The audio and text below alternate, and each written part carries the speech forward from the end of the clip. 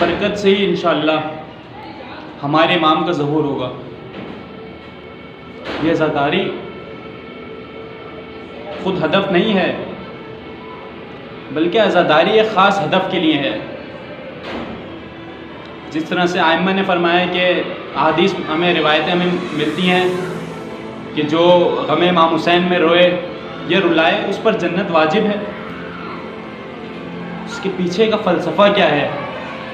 अज़ीज़ान मन, इमाम चाहते हैं कि लोग हमारे शिया मुत्तहद हो जाएं और एक जगह आकर जमा हो जाएं ताकि अपने हदफ को हासिल कर सकें। अज़ादारी एक बाहदफ तहरीक का नाम है।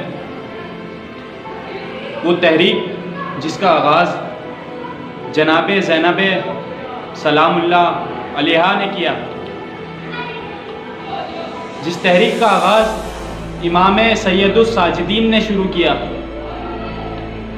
उस तहरीक को अपने अंजाम तक आपने और हमने पहुंचाना है।